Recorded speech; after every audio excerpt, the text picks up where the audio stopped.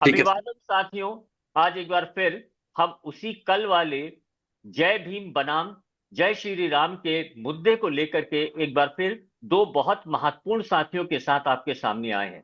दरअसल ये जय भीम बनाम जय श्री राम का जो नारे का जो मुद्दा है, ये एक लंबी श्रृंखला के माध्यम से ही समझा जा सकता है। ये किसी एक दो एपिसोड से समझा नहीं जा सकता, क्योंकि जो एक नई परिस्थितियां पैदा हो रही हैं। जय भीम का नारा पार्लियामेंट के परिसर में अगर उठ के आता है, तो जय भीम के नारे के सहारे अब आने वाली राजनीति देश को किस दिशा में ले जाएगी और उसका प्रभाव देश के अब अलग अलग वर्गों में क्या होगा। खासतौर पे दबे कुचले वर्ग और दलितों के लिए तो ठीक है, वो जय भीम के नारे को सहज स्वीकार करेंगे। क्या देश की मुख्यधारा का, तथाकथित मुख्यधारा का समाज क्या इस स्थिति में है कि वो जय भीम के नारे को आत्मसात करते हुए देश में एक बार फिर लोकतंत्र को, संविधान को, एक को मजबूत करने की दिशा में आगे ले जाने का काम करें। आज हमारे साथ मैं मनीष भाई आपसे जानना चाहूंगा कि आज जब कांग्रेस एक तरह से खुद में ही एक पहचान रही है, कांग्रेस की एक ब्राह्मणवादी पार्टी की, एक अपर कास्ट की पार्टी की, ऐसी स्थिति में जब वो उसको एक तरफ चुनौती उसके सामने जय श्री राम है और उसकी तोड़ वो पिछले 10 वर्षों में नहीं निकाल पाई, तो अचानक से उसके हाथ पे जय भीम का ये नारा आया है। और ये नारा ले करके जब वो आगे बढ़ती है, तो तय बात है उसे सामाजिक न्याय और जातिगत जनगणना इस मुद्दे पे फोकस करने की आवश्यकता है, जो राहुल गांधी किए हुए हैं। आप इसको कैसे देख रहे हैं, इस नई राजनीतिक परिप्रेक्ष्य को?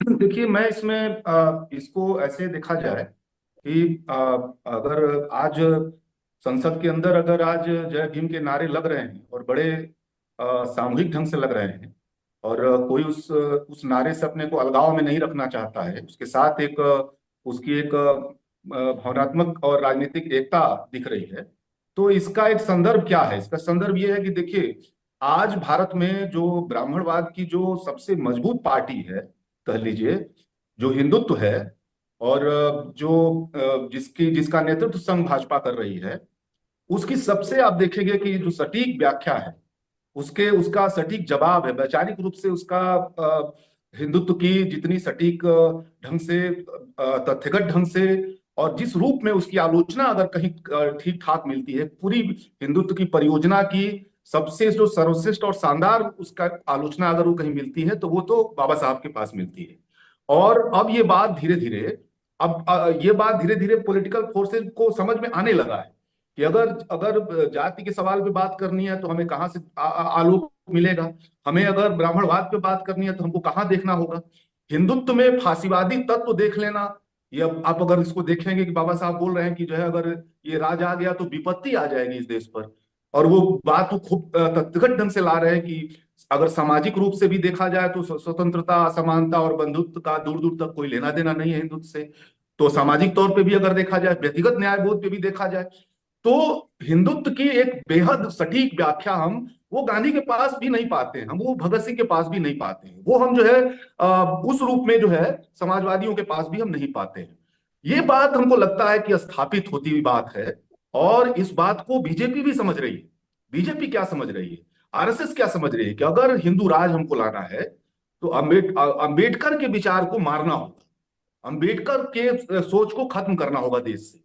अंबेडकर की प्रतिमा तो लगानी होगी, अंबेडकर को संसद में ले आना होगा, अंबेडकर का दुनिया भर में जहां जहां वहां उनकी प्रतिमाएं हम बनाएंगे, लेकिन विचार को मारना है, ये उनके सामने एक चैलेंज है।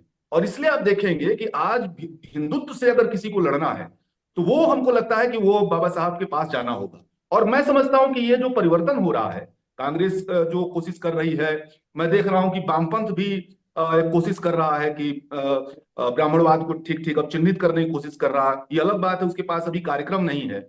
उसी तरह कांग्रेस भी चिन्हित कर रही है, कांग्रेस एक कार्यक्रम भी छोटा मोटा लेके आ रही है। समाजवादियों में भी अगर आप देखेंगे, अभी बहुत समय पहले की बात नहीं है, सपा जो जिस रूप में रहा करती थी, उसके बाबा साहब से टकराव वाले पहलू ज्यादा रहा करते थे। अगर आप ध्यान से देखें पिछले दौर में उत्तर प्रदेश के अंदर, वहां एक मैं बड़ा परिवर्तन होता हुआ इस पूरे मसले पर, सामाजिक न्याय के मसले पर एक बड़ा परिवर्तन और वास्तविक परिवर्तन होता हो, मैं ये देख रहा हूं कि ये कोई हमको इसमें बहुत ऊपरी बात नहीं लग रही है।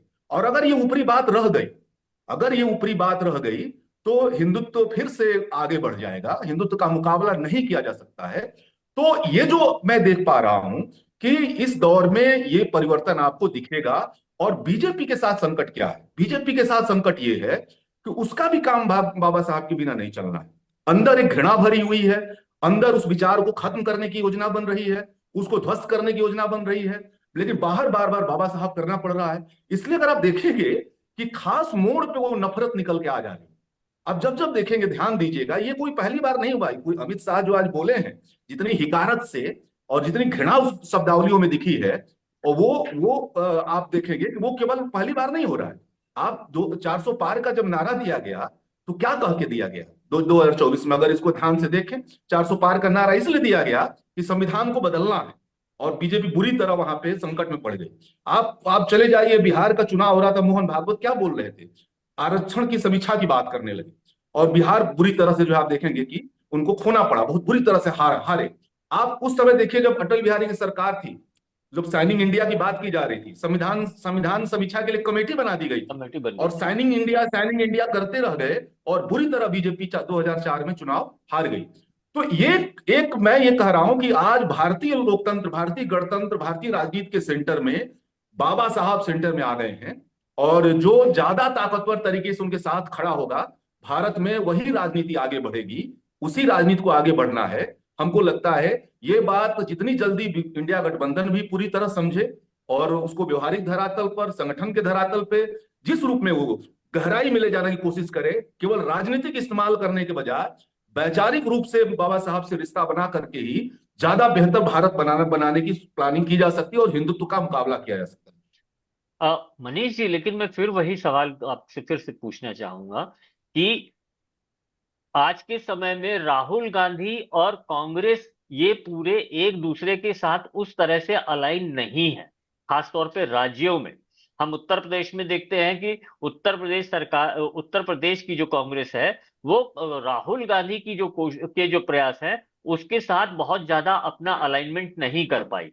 और यही कारण है कि बावजूद इसके कि भारत जोड़ो यात्रा के बाद कर्नाटक जैसी जगह में सरकार तक बना ली और कई जगह अच्छी सफलताएं और भी पाई, लेकिन उत्तर प्रदेश में उसका कोई बड़ा प्रभाव डायरेक्ट नहीं दिखा हमें।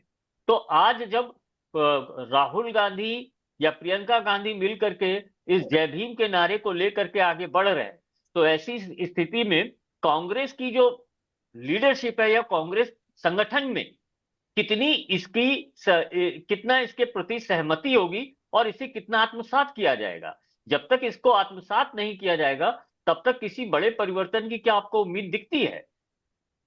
नहीं नहीं, देखिए, ये कंट्राडिक्शन साफ साफ दिख रहा है।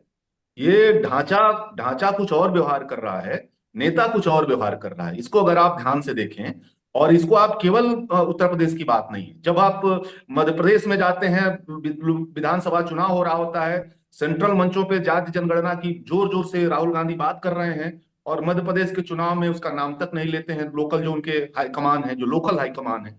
आप राजस्थान चुनाव में जाते हैं, तो वहां हम पाते हैं कि उस सवाल को किनारे कर दिया जाता है, सामाजिक न्याय के सवाल को किनारे कर दिया जाता है। हरियाणा में उल्टा हो जा रहा है, हरियाणा में जाति जनगणना की बात ही नहीं की जाती है, और वहां सामाजिक न्याय की चैंपियन बीजेपी बन जाती है। माने वहां ऐसी सिचुएशन बनती है। तो मेरा ये कहना है कि बेसिकली अभी जो स्ट्रक्चर का सवाल है, विचार को नीचे तक ले जाने का जो सवाल है, और उसके लिए जो अपर कास्ट फोकस करके जो उनका संगठन का ढांचा है, उसमें जो परिवर्तन लाने की बात है, और सेंट्रल लीडरशिप का नीचे तक कमांड का जो सवाल है, ये अभी बहुत कुछ संकट में है। ये कंट्राडिक्शन अभी भी कह लीजिए कि कांग्रेस के अंदर ये शक्ति संतुलन अभी सामाजिक न्याय के पक्ष में नहीं है। अभी जो शक्ति संतुलन है, वो सामाजिक न्याय के खिलाफ ज्यादा है। अब ये देखना बाकी है कि आने वाले समय में ये कौन सी दिशा लेता है। एक ये भी खतरा है, अगर कांग्रेस हारने लगती है, किन्हीं कारणों से लगातार हारने लगती है, तो जो उसके अंदर ब्राह्मणवादी फोर्सेज हैं, वो इस बात को समझाने की तरफ बढ़ जाएंगे कि देखिए, हमने कहा था कि इस मुद्दे की तरफ मत न बढ़ा जाए, हमारे लिए नुकसानदायक है। और कहीं सेंट्रल लीडरशिप भी पीछे की तरफ न लौट जाए। ये खतरा भी बना हुआ है। इसलिए मैं कहना निश्चित चाह तौर रहा हूं पे कि अभी सख्त संतुलन सामाजिक न्याय के पक्ष में अभी नहीं है वहां पे। अभी नहीं, इसको हम लोगों को देखना चाहिए। लेकिन कम से कम इस पूरे के पूरे डॉक्टर अंबेडकर और जय भीम इन सब से एक तो आराम एक आराम तो मिल ही गया, निश्चित तौर पे। अपॉर्चुनिटी भी है, चैलेंजेस भी, लेकिन दलितों का एक्सक्लूसिव प्रतिनिधित्व करने वाली कोई भी बड़ी राजनीतिक ताकत इस समय सामने नहीं दिख रही है। और कामोवेश जो भी राजनीतिक ताकतें हैं, वहां पे आज भी दलितों के मुद्दे या उनके प्रतिनिधित्व का मामला बड़ा गंभीर है। तो चाहे कांग्रेस पार्टी हो, चाहे समाजवादी पार्टी हो, या अन्य राज्यों में भी जो क्षेत्रीय दल हैं, तो वहां पे ये समस्या है। जो संवैधानिक स्थिति के तहत जो प्रतिनिधित्व मिलता है, उसके अलावा पार्टी के अंदर, पार्टी की लीडरशिप के अंदर और लीडरशिप में पूरा उनको पूरी एक ऊर्जा और पूरे अधिकारों के साथ ताकतवर बना करके पेश करने के लिए अभी भी कहीं पे भी कोई ऐसा प्रयास नहीं है। ये स्थिति है। मनीष जी, ये जो नई परिस्थितियां पैदा हुई हैं, इससे आप आने वाली राजनीति को कैसे देख रहे हैं? नहीं, एक तो हम लोगों को ये समझना है कि अभी आने वाले समय में भी हिंदुत्व तो एक चुनौती बना रहेगा। आने वाले समय में भी हिंदुत्व से लड़ते हुए ही भारत में कोई राजनीति आगे बढ़ सकती है। तो इसलिए मेरा ये समझना है कि उससे लड़ना जो है, उस ब्राह्मणवाद उसका सेंटर पॉइंट है, और हिंदुत्व उसका सेंटर पॉइंट है। तो उससे लड़ना है तो आपको अभी के दौर में बाबा साहब के पास जाना पड़ेगा। अब ये देखना अभी भी है, ये शंकाएं तैर रही हैं आसमान में कि कितना ये पॉलिटिकल बदलाव हो रहे हैं और कितना वैचारिक बदलाव हो रहे हैं। आने वाले समय में जो पॉलिटिकल फॉर्मेशन वैचारिक रूप से बाबा साहब के पास जितना करीब जाने की कोशिश करेगा, जितना ज्यादा उनके साथ एकता स्थापित करेगा, विचार के स्तर पे और संगठन के स्तर पे, पहलकदमियों के स्तर पे, व्यवहारिक कार्यक्रमों के स्तर पे, जो पॉलिटिकल फॉर्मेशन इस दिशा में आगे बढ़ेगा, वो हिंदुत्व का मुकाबला वही करेगा, वही कर पाएगा। और ये होड़ अभी हमको लगता है कि विपक्ष के दायरे में ही बना रहेगा। मैं ये देख पा रहा हूं आने वाले समय में विपक्ष के अंदर भी एक होड़ चलेगी। कौन ज्यादा इस पहलू का नेता बनेगा, कौन इसका नेतृत्व करेगा, ये अभी कह लीजिए कि विपक्ष और पक्ष की बात नहीं है। विपक्ष के दायरे में ही, इंडिया गठबंधन या अन्य दायरे में ही ये प्रतियोगिता बनी रहेगी। यहां तक कि आप देखेंगे जो बसपा के ऊपर जो एक तरह से समर्पण वाली भूमिका जो बसपा की दिख रही है, ये या जो भी इस तरह की पुरानी फोर्सेस जो थी, जो अंबेडकर के साथ चलने का दावा किया करती थी, उनका जो सरेंडर अभी के दौर में है, वो भी इसी प्रतिस्पर्धा में है, वो साबित करने में उनको भी लगेगा। तो मेरा ये कहना है कि आने वाले समय में हिंदुत्व के का मुकाबला करते हुए बाबा साहब को जितना वैचारिक रूप से अपनाने की कोशिश जो पॉलिटिकल फॉर्मेशन करेगी, वही मुकाबला करेगी। और हमको एक उम्मीद रखनी चाहिए। हम इस उम्मीद वाले भरे नोट से ये करूंगा कि लंबे समय बाद जिन पॉलिटिकल पार्टी के बारे में आप कल्पना नहीं कर सकते थे कि वो ऐसे नारे भी देंगी, जात जनगणना की बात करेंगी, सामाजिक न्याय की बात करेंगी, अपर कास्ट के दबदबे को थोड़ा नकारेंगी, ये मैं परिवर्तन आमतौर पे लोग हाल फिलहाल तक लोग आमतौर पे कल्पना नहीं करते थे। खास करके कांग्रेस एक अपर कास्ट की तरफ झुकाव उसका बहुत ज्यादा बढ़ता जा रहा था। सपा का भी मैं देख रहा था कि उसको नाराज करने की हिमाकत वो नहीं कर पा रही थी। ये मैं इसमें बड़ा परिवर्तन होता हुआ देख रहा हूं। और उत्तर प्रदेश में खास करके ये प्रतिस्पर्धा सांप्रदायिकता के सवाल पे और ब्राह्मणवाद के सवाल जल्दी पे कंक्लूड करिए, एक समय खत्म हो प्रतिस्पर्धा रहा है। कांग्रेस के बीच में बढ़ती दिख रही है। बहुत बहुत धन्यवाद। ये निश्चित तौर पे जो कोई भी अंबेडकर की विचारधारा के साथ साथ अंबेडकर की राजनीति को भी स्वीकार करेगा, वही वही देश की राजनीति में आगे सफल हो सकता है। और ये एक ऐसे समय में जब खासतौर पे उत्तर भारत में अभी भी अंबेडकर की विचारधारा पे चलने की का दावा करने वाली पार्टियां कहीं नजर नहीं आ रही हैं, और कहीं ना कहीं वो सत्ताधारी सत्ता दलों के साथ ही कहीं ना कहीं एक एक प्रकार के समझौते में दिख रही है। तो मुझे लगता है ये बहस अभी आगे भी चलती रहेगी, और ये एक शुरुआत है। हम लोगों को ये बातचीत लगातार करते हुए जनमानस का राजनीतिकरण करना और उनको सही निर्णय की तरफ ले जाने के लिए तैयार करना होगा। ये बातचीत हम लोग आगे आगे भी करेंगे। बहुत बहुत शुक्रिया आज की बातचीत में शामिल होने के लिए। बहुत बहुत धन्यवाद। अभिवादन। जय भीम।